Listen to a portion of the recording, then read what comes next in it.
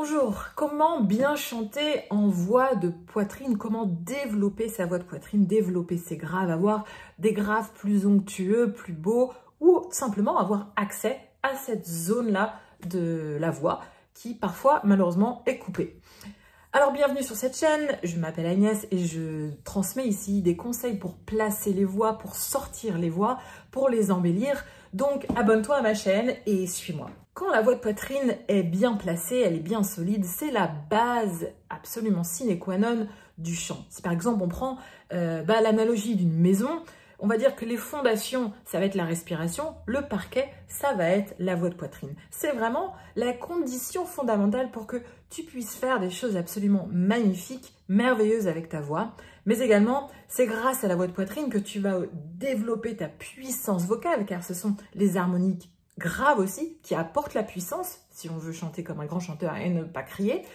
Et c'est également la voix de poitrine qui va t'apporter des harmoniques graves, donc de la couleur grave, dans l'équilibre de ta voix mixte. Donc c'est très important de la travailler, c'est très important de la développer, et on va voir ça tout de suite. La voix de poitrine s'étend des notes les plus graves qu'on peut avoir jusqu'aux notes médium graves. À partir d'un certain moment, de certaines hauteurs, on se met un peu à bloquer, à forcer, c'est plus la même façon, c'est un peu plus difficile de chanter, c'est qu'on arrive à un passage. Pour les hommes, il s'agit à peu près du Mi 3, Sol 3, et pour les femmes, du La 3, Do 4. Dès que vous arrivez à ce passage, il ne faut surtout pas forcer, surtout pas crier. On y parvient grâce à toute une technique qu'on ne va pas voir ici aujourd'hui. On va plutôt chercher à travailler la voix de poitrine. Premièrement, le son doit être plein et rond. Cherchez quelque chose d'onctueux, de suave, comme du velours, d'une certaine façon. Deuxièmement, vous allez chercher à relaxer la mandibule. Là, vous savez, la mandibule, c'est la mâchoire, celle-là, l'inférieure, celle qui tombe comme ça. Voilà. Et malheureusement pour les chanteurs, c'est une zone où énormément de tensions, de stress viennent se greffer.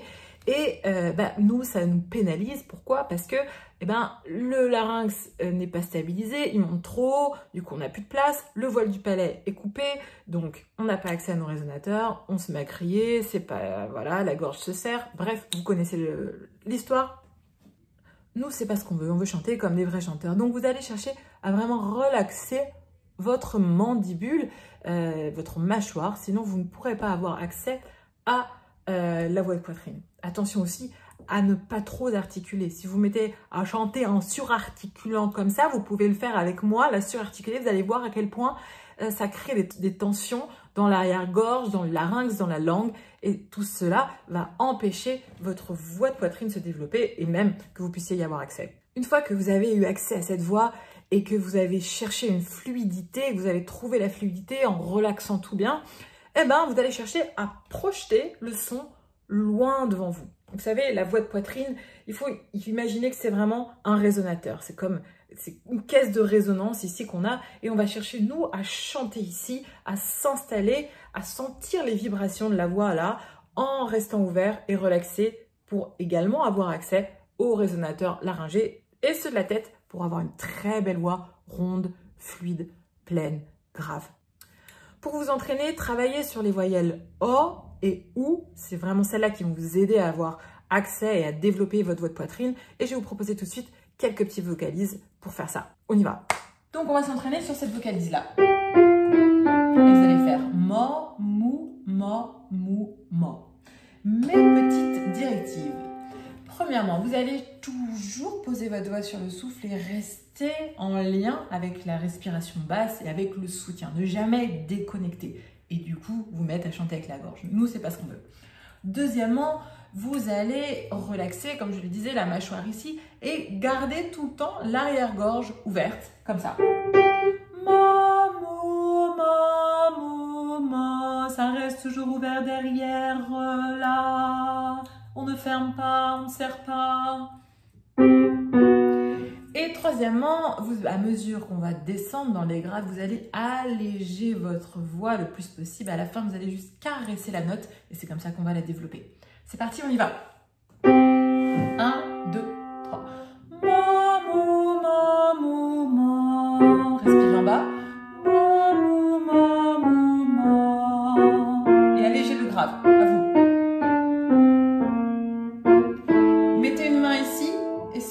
vibrations. Les vibrations de votre voix. C'est là que ça doit résonner. Allégé.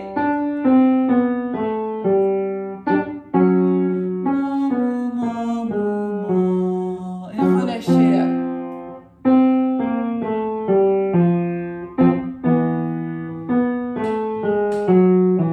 C'est une œuvre. Relâchez la mandibule, détendez-vous et fermez par l'arrière-gorge.